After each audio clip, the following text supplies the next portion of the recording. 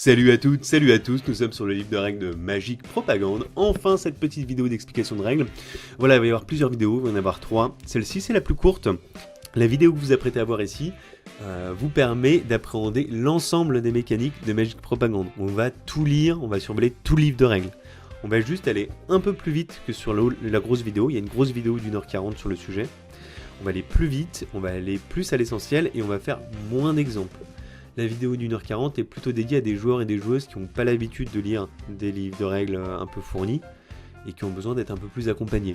Ou des personnes qui ne veulent pas du tout lire le livre de règles, jamais l'ouvrir. Bon bah là en 1h40 on ponce tellement le sujet que c'est ok. Mais cette vidéo là, que vous vous apprêtez à voir, va survoler l'ensemble des règles de Magic Propagande point par point. Vous inquiétez pas. Bon on y va, histoire que ça dure moins d'1 heure, c'est parti pour ça. Allez, c'est parti pour cette introduction en diagonale des règles de Magic Propagande. Donc déjà, vous prenez votre livre et on peut skipper tout le début. Ce qu'on sait, c'est que Magic Propagande est le seul jeu du monde qui commence page 18. Voilà, le livre de règles de Magic Propagande, le livre du mode découverte. Il y a 2 modes, le mode découverte et le mode aventure. Le mode aventure sera pour plus tard, quand vous avez l'habitude de jouer. Il y aura une vidéo dédiée. Le mode découverte, c'est de la page 18 à 28. Donc vous avez que 20 pages à lire. Là, tout ce qui est avant, c'est matériel et avant-propos. C'est pas l'avant-propos, c'est pas histoire de se taper un trip égotique, c'est pour remercier les gens qui m'ont aidé, etc. Et pour parler un peu de ce que c'est de faire un jeu indépendant. Tout ce que vous avez à savoir dans le matériel, c'est ce petit logo-là. Voilà, à un moment, vous avez toutes les explications. Quand vous ouvrez la boîte, vous avez une aide de rangement. Ce logo-là, vous ne devez pas le trouver dans votre partie découverte. C'est du matériel pour la mode aventure ou super aventure. Alors le mode découverte, voilà ce qui se passe. On va passer vite fait sur la mise en place. La page 18 et 19 vous expliquent comment mettre en place le jeu. Donc vous reproduisez la mise en place qui est demandée avec le matériel dans la boîte. Ici, on a une petite erreur. Paf, nous y voilà. Ce qu'il faut comprendre, c'est qu'il y a eu un petit correctif des règles. Vous avez dans votre boîte, dans votre livre de règles, normalement, entre la page 0 et la page 1, vous avez cette petite fiche, avec même une petite carte collector offerte à chacune. C'est dû à une erreur que j'ai faite lors de l'impression des livres de règles. Il y a un genre de fusion je me suis un peu perdu la tête dans les PDF. Il y a une fusion de 2 PDF qu'on opéré. En tout cas, il y a 2 fichiers qui sont retrouvés là et qui ne devaient pas être là. Et là, il manque une règle, page 19, et il y a un visuel qui n'est pas le bon. Alors le visuel, c'est pas trop grave parce qu'on comprend assez bien comment ça marche quand même. Mais là, il manque concrètement une règle à la page 19, on va venir dessus. Donc, il manque cette règle dans le livre de règles, mais vous avez dans votre livre de règles cette page de correctif. Donc, il manque rien du tout dans votre boîte. Je m'en excuse vraiment. Tout a été fait de façon amateur chez Magic Propagande. Il faut bien comprendre que c'est 120 boîtes, c'est un tout petit tirage. Et voilà, la seule grosse erreur, ça a été cette règle. Mais j'ai rattrapé le coup. On a imprimé l'annexe, le correctif, et la règle est là. Donc ce que ça dit, c'est qu'avant de commencer la partie, une fois que vous avez mis en place, donc on rappelle la mise en place du plateau, hop, la mise en place elle est là, vous avez mis votre tuile des reptiliens avec tout ce qu'il faut, vous avez mis en place le plateau, comme indiqué à la page 19. Vous allez constituer votre main de départ. Vous ne pouvez pas jouer à Magic Propagande sans avoir 6 cartes en main chacune.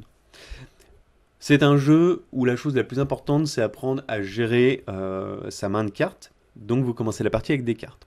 Avant le début de la partie, le premier joueur pioche 2 cartes dans le quartier de son choix. Le premier joueur, celui qui a le jeton premier joueur. Puis, le joueur à sa gauche fait de même dans le quartier de son choix. Continuez jusqu'à ce que tout le monde ait au moins 6 cartes en main. À la fin de cette phase, les joueurs ne peuvent avoir que 3 quartiers sur 4 en main. Chaque quartier, comme on peut le voir ici, hop, chaque quartier, il y en a 4. Le bleu, le marron, le rouge, le vert. Le paradis fiscal, la technocité, le centre de propagande et la forêt des ouvriers. Chaque quartier a sa propre pioche, c'est celle qu'on voit en 3. Les tuiles de quartier sont en 1.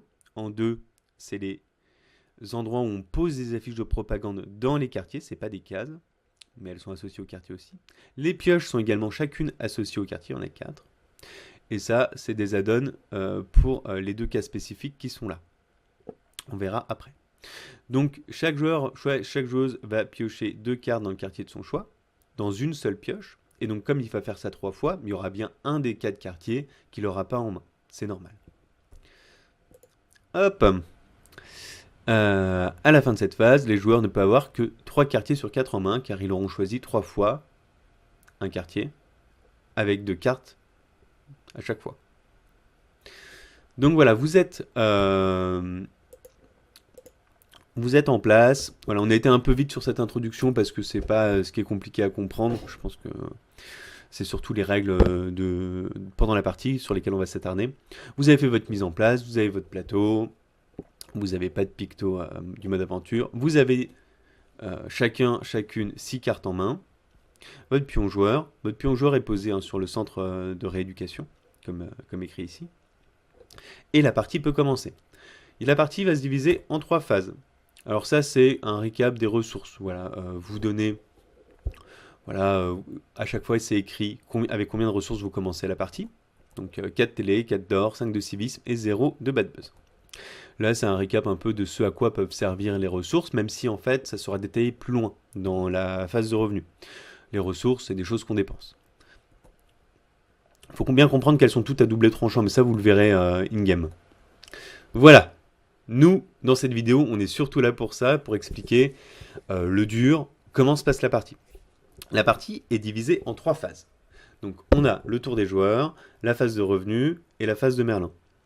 Le tour des joueurs, c'est le gros morceau. C'est-à-dire que 80%, 90% des règles vont concerner ce qui se passe pendant le tour des joueurs. La phase de revenu, ça se fait beaucoup plus rapidement. Et la phase de Merlin, c'est 30 secondes, quoi. Donc, on va rester longtemps sur le tour des joueurs. Donc, le tour des joueurs. Ici, quand je dis joueur, c'est écrit tout au début du livre de règles. Le mot joueur désigne les joueurs et les joueuses.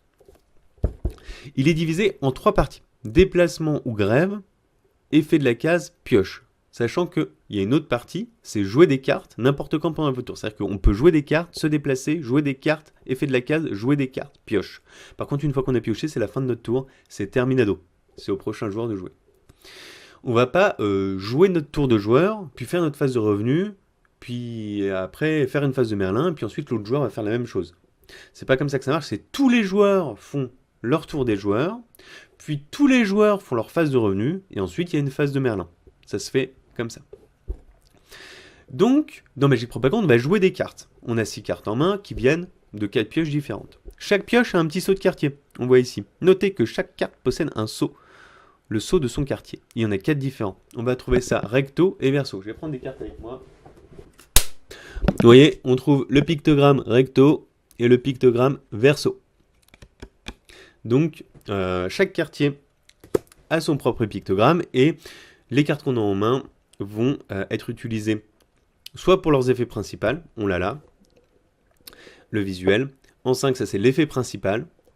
Soit pour sa valeur de déplacement, en 2. Soit pour son saut de quartier, le petit picto en haut à gauche. Donc en gros, soit je les défausse pour me déplacer, soit je les défausse pour activer leurs effets, ou soit je les défausse pour le saut de quartier, sachant que le défausser pour le saut de quartier, ça veut dire le défausser comme une ressource, le dépenser pour activer des effets. Chaque carte ne peut être utilisée que pour une seule des 3 fonctions. Soit je me déplace avec, soit je l'utilise pour son saut de quartier, soit pour son effet. Jamais pour plusieurs. Si je me déplace avec, elle est perdue la carte, je ne pourrais pas l'utiliser pour son effet. Le coût de la carte, qui est en 3, ne concerne que l'effet. D'accord ? C'est-à-dire que si je me l'utilise pour me déplacer, je ne paye pas le coût de la carte. Je paye juste la carte que je vais perdre. Je vais la défausser. Si je l'utilise pour son saut de quartier, je ne paye pas le coût de la carte. J'utilise juste, je défausse la carte et j'ai utilisé son saut de quartier. Le coût de la carte en 3 ne concerne que l'activation de l'effet en 5 et l'effet optionnel en 6. Donc on va d'abord voir comment jouer des effets. Ensuite on va voir en même temps un peu, quelque part, parce que dans les effets on nous demande d'utiliser des pictos. Donc comment utiliser le saut de quartier, et en dernier on verra comment se déplacer avec. Donc comment jouer des effets, c'est très simple. On a un coût, des fois il n'y en a pas, ça veut dire que c'est gratuit. S'il y a un coût, par exemple l'inauguration, on va prendre Zbitga, parce que l'inauguration, le visuel a changé. C'est ce visuel-là qu'il faudra utiliser pour cet exemple. Donc on va prendre Zbitga. On l'a, hop là, hop. Zbigga, on voit ici, Zbigga le somptueux, il coûte 1 de médiatisation, une télé pour être jouée. Donc si je veux la jouer pour son effet, je dois jouer la carte, donc je la perds, hein, je ne pourrai plus l'utiliser, payer une télé, et là je gagne son effet principal. Son effet principal c'est quoi? Je gagne 4 d'or. Donc je monte de 4 points sur mon curseur d'or de mon plateau joueur. Donc on résume, je joue Zbigga, je perds une télé, je perds la carte, je l'ai plus, je peux me déplacer avec, et je gagne 4 d'or. Il a un encadré, on le voit ici. La deuxième partie ci-contre est dans un encadré, cela signifie qu'elle est optionnelle, c'est un effet optionnel, on n'est pas obligé de le faire. Je peux m'arrêter là, j'ai gagné 4 d'or, je m'arrête là. Cet effet optionnel, il dit quoi? Je peux défausser un picto nuage et une télé supplémentaire pour gagner encore 4 d'or. Donc ça veut dire que le nuage, ça veut dire que je vais défausser une carte de ma main qui a le nuage, elle est perdue, je ne pourrai plus l'utiliser, hop, c'est défaussé, une autre télé et je gagnerai 4 d'or. Donc on récap, soit je joue Zbigga le somptueux, je perds la carte définitivement, je perds une télé et je gagne 4 d'or. Et après, si je veux, je repère une carte de ma main qui a un nuage, je repère une télé pour regagner 4 d'or. Ou soit je ne fais que perdre Zbigga, une télé et je gagne 4 d'or. Soit l'effet principal, soit l'effet principal plus l'effet secondaire. En aucun cas on peut activer juste l'effet optionnel. L'effet secondaire, optionnel, là on l'a encadré, ça vient après. L'effet principal, si je paye le coup, je l'ai. Une fois que j'avais ça, Zbigga, je ne pourrais plus l'utiliser pour me déplacer ni pour son saut de quartier. On va faire quand même un petit tricks de règles, même si on est là pour des règles un peu... pour aller à l'essentiel. Zbigga, on voit qu'il a un petit nuage dans son angle gauche, et que son effet optionnel demande un petit nuage pour être activé. Je ne peux pas utiliser le petit nuage de Zbigga pour activer son effet optionnel. Ça n'a pas de sens. Zbigga, une fois qu'il est joué, il n'est plus dans ma main. Pour utiliser l'effet optionnel, je dois jouer une carte de ma main, et en perdre une deuxième. Donc on avance, voilà, s'il y a d'autres exemples, voilà, vous pouvez parcourir, vous voyez, là il y a 3 exemples pour juste la même chose, c'est pour être sûr que vous ayez bien compris. Là on voit une carte qui n'a pas d'effet, on voit une carte qui n'a pas de coût, donc qui est gratuite à jouer, et qui demande 2 pictos à être sacrifiés, donc on gagne 2 d'or, pour 2 pictos, on a 4 d'or supplémentaires. On a un exemple du type de carte qu'on peut défausser.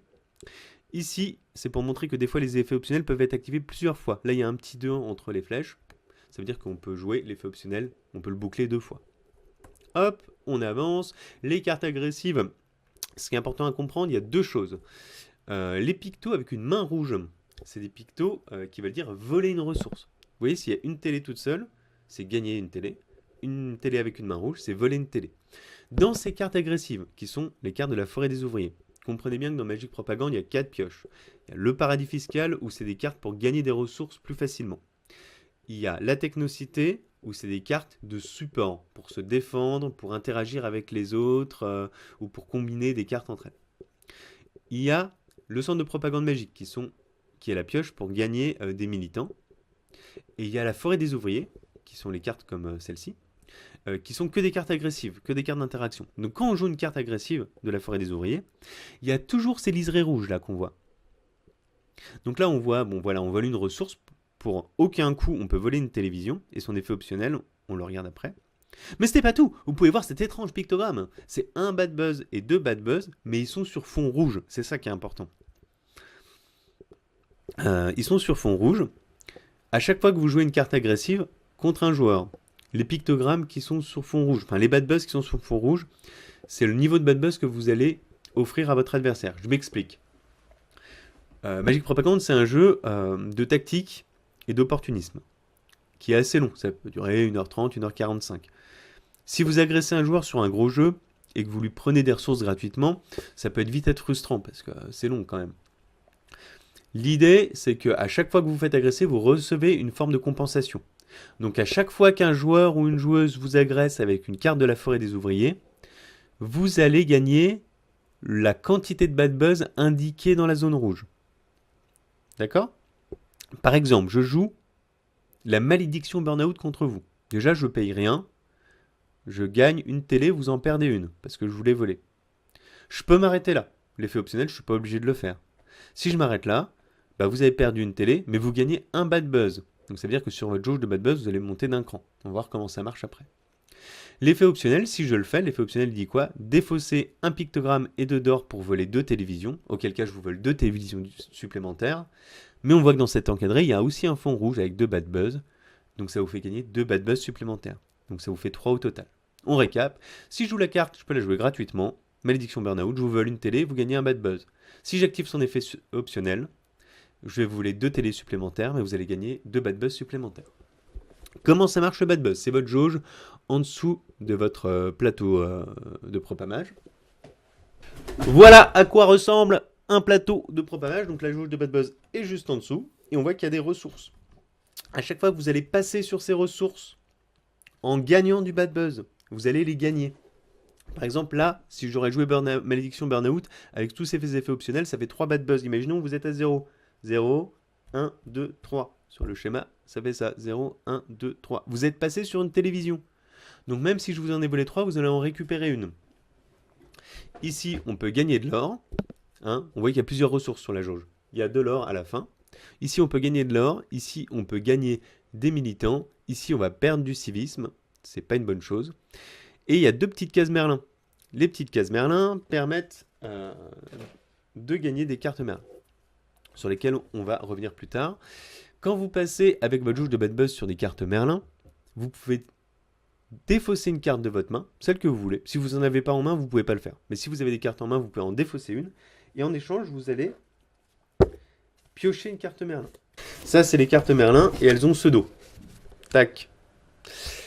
Vous allez pouvoir piocher une carte Merlin, donc, et les cartes Merlin sont les seules cartes à coûter du bad buzz. Donc ça vous permettra de redescendre dans votre jauge. On va y venir après. Donc on récap, on joue des cartes agressives. Quand on joue des cartes agressives, on va voler des ressources à un adversaire, mais ça va lui faire gagner du bad buzz. Donc on essaye de sniper soit des ressources importantes pour nous, soit des ressources importantes pour lui. Frapper dans le tas gratuitement, c'est rarement une bonne idée. Le bad buzz, on vient aux cartes Merlin justement. Donc ce qu'il faut bien comprendre, c'est qu'à chaque fois qu'on passe sur une case ou qu'on s'arrête sur une case, donc si là je monte de 5, 1, 2, 3, 4, 5, je vais gagner 2 télévisions. Je vais même gagner celle sur laquelle je suis passé. Et je vais gagner l'effet Merlin si je veux l'activer. À chaque fois que je passe ou je m'arrête sur une case, en gagnant du bad buzz, j'ai les bonus. Par contre, si je dépense du bad buzz, et que je redescends dans la jauge, je ne gagne rien du tout. Même si je m'arrête sur une case. Si je suis à 3 et que je perds 1, j'arrive à 2 sur la case avec la télé, bah, je ne gagne pas la télé. C'est qu'en gagnant du bad buzz, c'est qu'en montant de gauche à droite vers la jauge, qu'on gagne les ressources du bad buzz. On avance, vous remarquerez que sur votre jauge, donc il y a 4 jauges sur votre 4 ressources principales, la médiatisation, la richesse, donc l'or, le bad buzz et le civisme, qui est votre permis à point de la morale. Sur la médiatisation, on voit que après 11, il y a un picto bad buzz.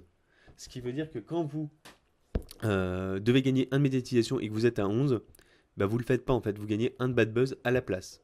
Et ça peut boucler, parce que le bad buzz peut vous faire gagner de la médiatisation, mais vous êtes au max, donc vous regagnez du bad buzz. C'est un petit système de combo. Les cartes réaction, c'est des cartes de la forêt des ouvriers. C'est des cartes avec des mains, comme celle-ci. Il y a toujours un pictogramme au centre de cette main. Il n'y a que 3 types de cartes, il n'y a que 3 cartes en gros, globalement, qu'on peut utiliser souvent pendant le tour des autres. Ces cartes-là s'utilisent uniquement pendant le tour des autres. C'est surtout ça qu'on veut regarder. C'est des cartes main avec un pictogramme. Donc il y a un saut de quartier au milieu. Elle se joue pendant le tour des autres à condition que le joueur ciblé joue une carte du picto associé pour son effet. Par exemple, si je joue, on va prendre un ouvrier docile. Paf, je joue un ouvrier docile. Il est associé au quartier de la finance, au quartier du paradis fiscal. Là, il y a le petit nuage, recto verso. Donc je joue une carte petit nuage. Ce que le joueur adversaire peut faire, c'est jouer une carte main avec le nuage. Pour ça, il faut que je la joue pour son effet.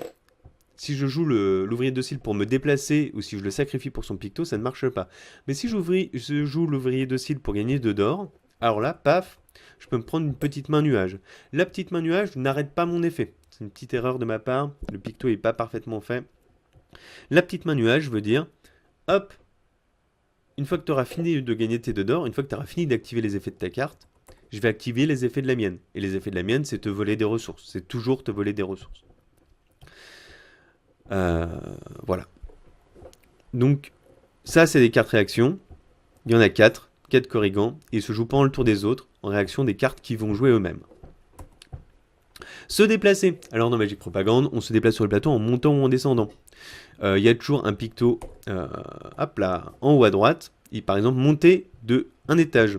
Monter de un étage, ça veut dire que je monte à l'étage du dessus, à droite ou à gauche, ça n'a pas d'importance. Enfin, ça a une importance, mais c'est moi qui choisis.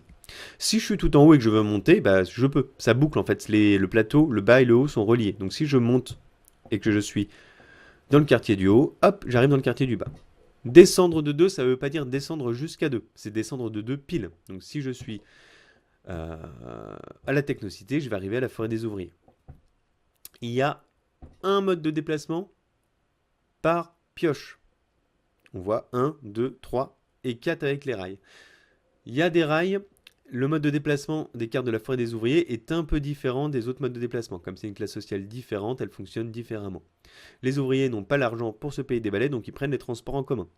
Les rails, ils ont un petit picto à la place d'avoir une valeur de déplacement, un petit picto de couleur, rouge, marron, bleu, vert, qui correspond au quartier. Bleu, marron, rouge, vert. Donc je vais pouvoir jouer une carte de la Forêt des Ouvriers, je regarde la couleur qui est associée à la valeur de déplacement de cette carte, et je peux me déplacer dans le quartier concerné. Si ce quartier concerne l'endroit où je me suis, imaginons je suis au Dragon de la Finance et la carte est bleue, je ne peux pas rester au Dragon de la Finance. Je suis obligé d'aller sur l'autre case du quartier. Je suis obligé de me déplacer. Le seul moyen de faire du surplace, c'est de faire une grève. Et on va voir ce que c'est la grève tout de suite. La grève, tac, tac, tac. Donc ça, c'est récapitulé ici, comment fonctionnent les cartes de la Forêt des Ouvriers. Faire une grève, c'est simple. Je perds un de civisme et je me déplace pas. C'est dans des cas spécifiques, j'ai plus beaucoup de cartes en main, c'est pas souvent intéressant, mais quand c'est intéressant, c'est crucial. Il y a une situation qui arrive quasiment jamais. On va venir quand même dessus. C'est si vous ne pouvez pas vous déplacer parce que vous n'avez plus de cartes en main. Imaginons que vous avez tout joué comme un débile et les autres vous ont pris la dernière carte qui vous restait en main. Et que vous avez 0 de civisme. Alors ça arrive quasiment jamais non plus, c'est que vous avez quand même cramé votre permis à point de la morale comme un dingue. Si vous avez plus de cartes, vous pouvez plus vous déplacer. Si vous avez plus de civisme, vous pouvez plus faire de grève. Donc la grève, on rappelle, c'est moins de civisme, vous faites du surplace. Et bien alors vous gagnez 2 de civisme et vous passez tout votre tour, pioche comprise. Donc vous avez un gros malus.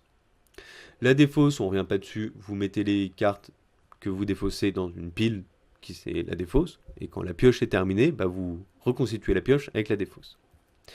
Les effets de la case, et ben c'est pas compliqué. Chaque case a un effet, c'est écrit dessus. Vous voyez, gagner plus 4 d'or. À part 2 cases qui sont les elfes d'en haut et le sous-marin reptilien qu'on verra à la fin, toutes les cases, c'est très explicite ce que c'est écrit dessus. Si vous avez un souci pour la lecture des pictogrammes, paf, vous avez une revue très explicative, très complète de chaque pictogramme à la fin du livre. Voilà. Donc, vous pourrez revenir jusque-là, sachant que vous avez aussi une aide de jeu. Vous avez 4 aides de jeu, les aides pour les tours, et vous avez des aides de picto. Vous en avez 2. Donc, vous pouvez avoir votre petite aide de picto à côté de vous, vous regardez, voilà. Tac, tac, tac, tac. Par exemple ici, donc Papa Noël, piochez 2 cartes. Vous piochez 2 cartes dans le quartier de votre choix. Il y a 4 quartiers, 4 pioches. Vous pouvez piocher une carte dans un quartier et une autre carte dans un autre. C'est tout à fait autorisé. Votre main, donc la main, on peut avoir que 6 cartes en main. Si jamais j'en ai 5 et que je dois en piocher 2, eh ben j'en pioche qu'une. Si j'ai l'opportunité d'en piocher 2 dans un quartier différent pour chacune d'entre elles, ben je choisis celle que je veux piocher. La pioche. Donc là, on a vu comment jouer des cartes, comment se déplacer, et comment activer l'effet de la case. Il faut bien comprendre qu'on n'active jamais l'effet de la case avant de s'être déplacé. Donc si je veux activer l'effet de la case sur laquelle je me trouve, il ne faut pas que je me déplace, donc il faut que je perde un civisme pour faire une grève. Donc je peux jouer des cartes entre chacune des phases. Je joue des cartes comme je veux. Je joue des cartes, je me déplace, je joue des cartes, j'active l'effet de la case sur laquelle je me trouve, je joue des cartes. Une fois que j'ai activé ma phase de pioche, je ne pourrai plus jouer, c'est la fin de mon tour. La phase de pioche est la dernière étape d'un joueur. Donc ça veut dire quoi la phase de pioche? C'est vous pouvez piocher 2 cartes dans le quartier dans lequel vous vous trouvez. Plus une carte dans chaque quartier où vous avez une affiche de propagande. On va revenir sur la mise en place. Imaginons que je suis tout en haut. Je suis au Dragon de la Finance. Donc j'ai le droit de piocher 2 cartes du paradis fiscal, parce que j'y suis. Mais, on va voir les affiches de propagande par la suite, qui sont quand même au cœur du jeu. Si j'ai posé, imaginons, 2 affiches de propagande. Une au paradis fiscal et une autre à la forêt des ouvriers. Hop, vous suivez ma souris, c'est là. Donc moi je suis ici, j'ai le droit d'en piocher 2 là, parce que c'est le quartier dans lequel se trouve mon pion. Mais j'ai le droit d'en piocher une supplémentaire, parce que j'ai une affiche de propagande ici. Donc ça fait 3 cartes du paradis fiscal. Et j'ai le droit aussi de piocher une carte de la forêt des ouvriers, parce que j'ai une affiche de propagande dans la forêt des ouvriers, même si mon pion s'y trouve pas. Donc ça veut dire qu'au total, j'ai le droit de piocher 4 cartes. 3 du paradis fiscal, et une de la forêt des ouvriers. Si j'avais une affiche de propagande dans tous les quartiers, eh ben, j'aurais le droit de piocher 6 cartes. Une par quartier, 4 cartes du coup, plus 2 dans le paradis fiscal. Mais revenons à notre exemple où on se trouve ici avec une affiche en haut et une affiche à la forêt des ouvriers. Si j'ai 5 cartes en main, je peux en piocher qu'une. J'ai le droit d'en piocher 3 du paradis fiscal et une de la forêt des ouvriers, mais je ne peux en piocher qu'une puisque j'en ai 5 et que le maximum c'est 6. Auquel cas, je choisis parmi les cartes que j'ai le droit de piocher, celle que j'ai envie de piocher, tout simplement. Voilà, la phase de pioche est terminée et c'est au prochain joueur de refaire son tour de jeu. Donc, le prochain joueur va pouvoir jouer des cartes, se déplacer, faire une grève, activer l'effet de la case, voilà. Chaque joueur va faire son tour de jeu et après on va attaquer la phase de revenu. Au début de la phase de revenu, on regarde le niveau de médiatisation de chaque joueur, chaque joueuse, qui est les petites télés. Si un joueur ou une joueuse a plus de médiatisation que le premier joueur, il prend le pion premier joueur et il sera premier joueur au prochain tour. Si plusieurs joueurs ont strictement plus de télé que le premier joueur, mais sont à égalité entre eux, c'est le joueur le plus proche du premier joueur dans le sens du jeu, le sens horaire, qui récupère le jeton premier joueur. Maintenant, on va gagner ses revenus. Tous ensemble en même temps, ça a plus d'importance. On voit qu'il y a des paliers de revenus. 0, 3, 5, 0, 3, 6, 9. Les paliers de revenus sont présentés dans les cases au-dessus de la jauge. Il y en a 4. On voit qu'il y a 4 paliers de revenus. 0, 3, 6, 9. Ce que ça veut dire, c'est que si je suis à 1 de médiatisation, je vais activer que le premier palier. Si je suis à 3, je vais commencer à activer les 2 premiers. À partir de 6, je vais activer les 3 premiers. À partir de 9, les 4 premiers. Tout simplement. Ces paliers représentent les revenus que je peux gagner. Pendant la phase de revenus, je gagne l'ensemble des revenus que j'ai activés. Là, il y a l'exemple. Le palier 3 s'active à partir de 6 télés. Par exemple, si au début de ma phase de revenus, j'ai 4 télés, je vais gagner 2 télés et 1 militant. Point d'exclamation. Car j'active les 2 premiers paliers. Si les ressources que je gagne pendant la phase de revenus me font gagner un palier supplémentaire, je ne gagne pas ce palier supplémentaire ce tour-ci.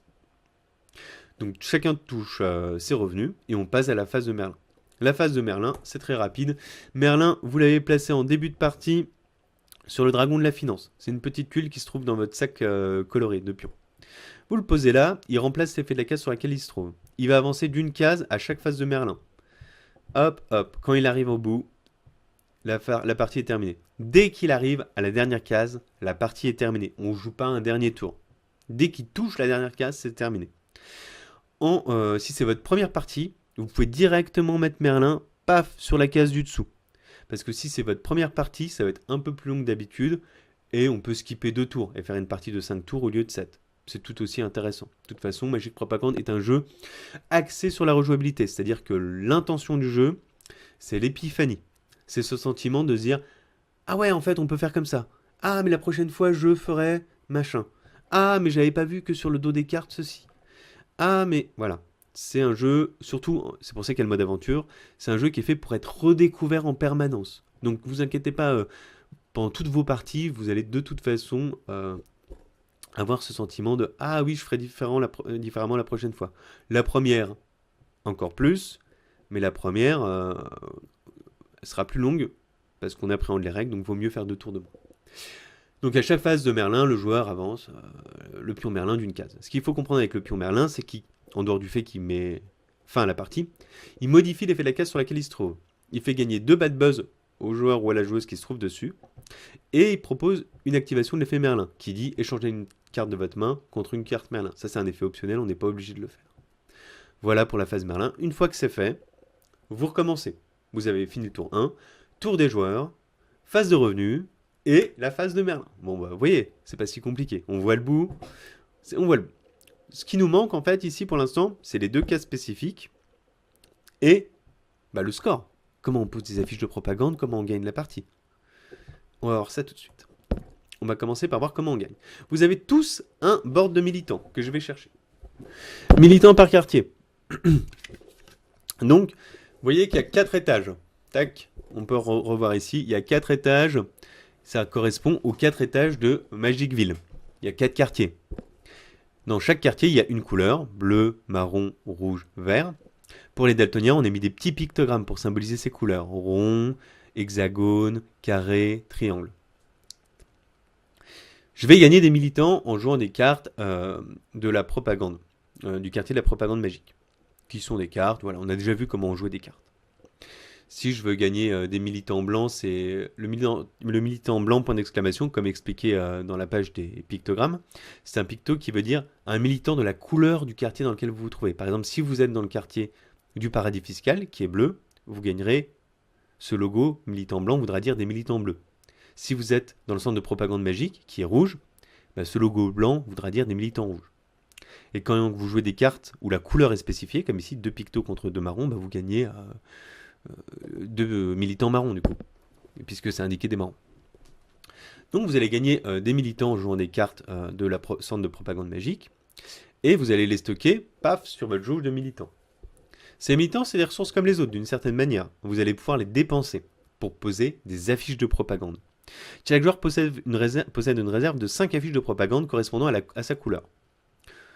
Le joueur bleu a 5 affiches bleues, le rouge a 5 affiches rouges, etc. Vous voyez, on est quand même très... le livre est long, mais parce qu'on explique vraiment très explicitement chaque petit point, quoi. Sur chaque quartier, vous avez une tuile pour poser des affiches de propagande. Sur ces tuiles, il y a des combinaisons de couleurs. Par exemple, sur celle-ci, 4 bleus, 2 marrons, 1 vert. Si j'ai 4 bleus, 2 marrons, 1 vert, je peux les dépenser, donc je les perds définitivement. Je paye les ressources associées, c'est-à-dire que pour poser n'importe quelle affiche de propagande, ça coûte toujours 2 télé et 6 d'or, comme c'est indiqué, il y a un rappel. Et là, je pourrais poser mon affiche de propagande sur le quartier. Donc j'ai perdu des militants, j'ai perdu des ressources, mais j'ai une affiche. Cette affiche va me permettre de piocher plus, comme on l'a vu tout à l'heure, va me permettre aussi de gagner 10 points de victoire. Il y a un 10 dessus. Dès qu'il y a un picto comme ça, comme ici, avec des lauriers, c'est des points de victoire. Et voilà. Si vous débutez à Magic Propagande, réfléchissez, c'est pas 107 ans, c'est votre première partie. Votre but, c'est d'augmenter votre niveau de revenu rapidement, d'augmenter vos paliers, parce que ça, même si vous faites de la merde, vous gagnerez des revenus facilement. Posez des affiches rapidement, pour piocher rapidement. Et vous occupez pas des autres façons de scorer. Ou pas trop. Sauf si vous avez l'habitude de jouer, bien sûr. Vous pouvez, il y a des joueurs et des joueuses qui font des choses assez folles dès leur première partie, bien sûr. Donc, je pose mon affiche de propagande. Pour poser une affiche de propagande, bon, je dépense les ressources comme on vient de le voir, je ne suis pas obligé de me trouver dans le quartier en question. Par exemple, je peux être à la forêt des ouvriers et poser une affiche au paradis fiscal. On s'en fout. Le seul impératif, c'est que je dépense les ressources et que ce soit pendant mon tour. Je peux poser plusieurs affiches de propagande dans le même quartier. Si j'ai posé une affiche de propagande dans un quartier, les autres joueurs peuvent aussi en poser. Voilà.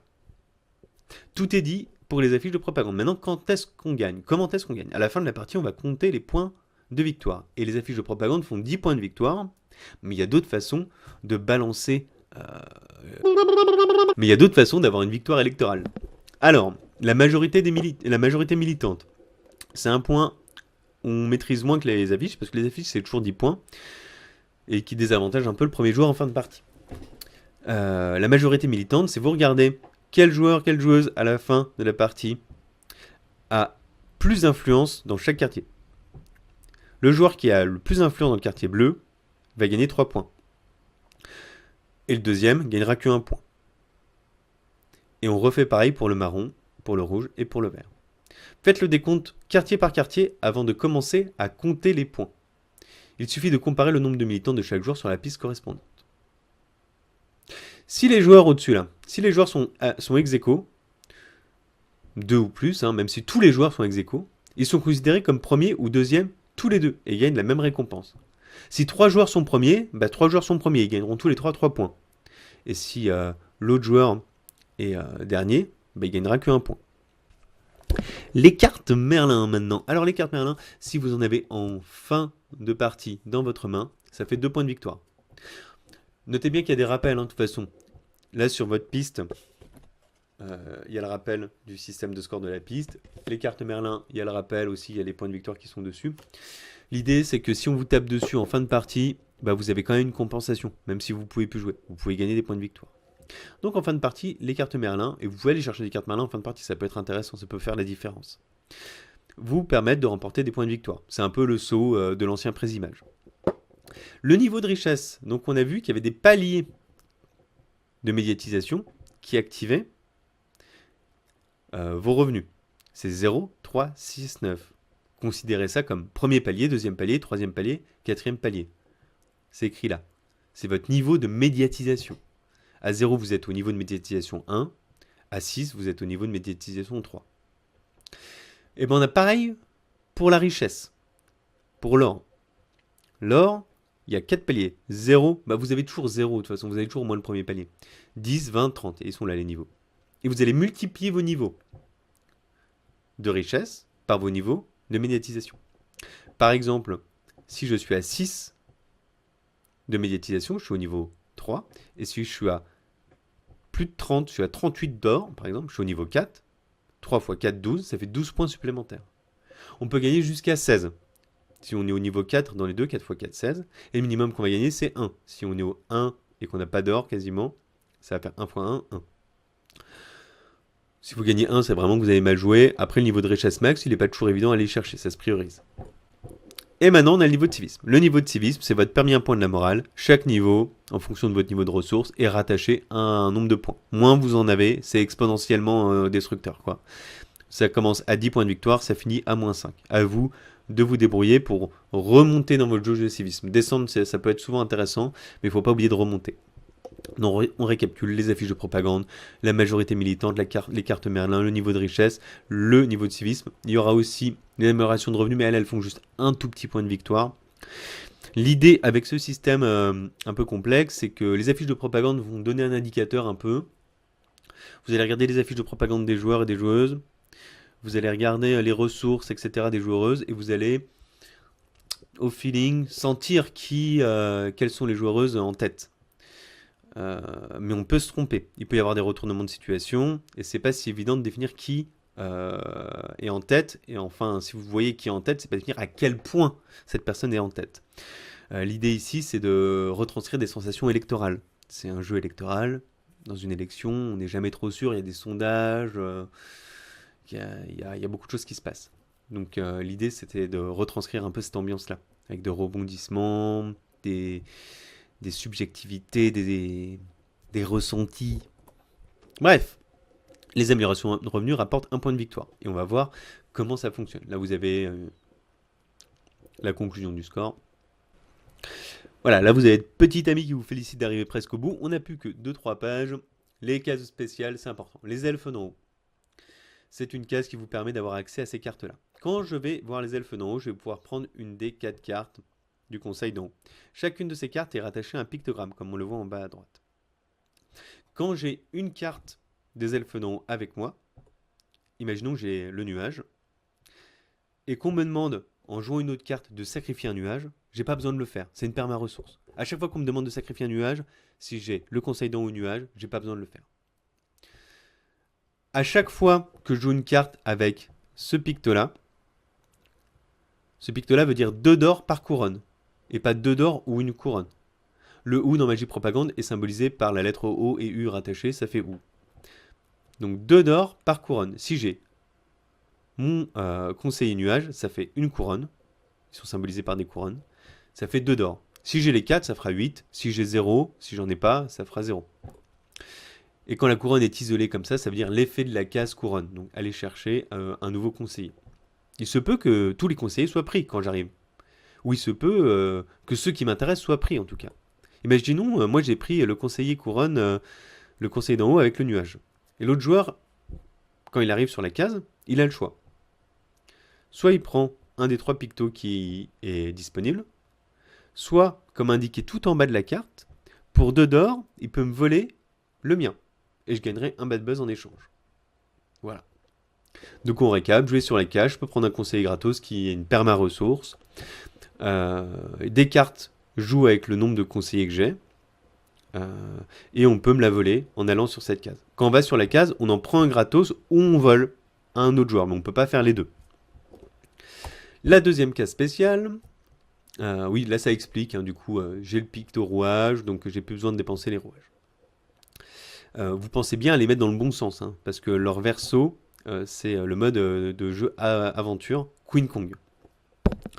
Le sous-marin reptilien maintenant. Le sous-marin reptilien est une tuile qui fonctionne aussi de façon spécifique. On voit que les tuiles spécifiques ont des pictos spécifiques. Les elfes d'en haut, c'était la couronne. Ici, c'est la petite antenne magique. Donc on voit, il y a une petite antenne magique. Reportez-vous au plateau amélioration de revenus, qui est celui-ci, où il y a la petite antenne magique aussi. Donc on vient ici, on a le rappel que ça fait un point de score. On vient ici, et ce qu'on voit, c'est qu'il y a des ensembles de pictos. Des combinaisons de 2 pictos à chaque fois, paf. Et en dessous de chaque ensemble, il y a un petit carré. Bah vous savez quoi? Il se trouve que ce petit carré fait exactement la taille des cases de revenus.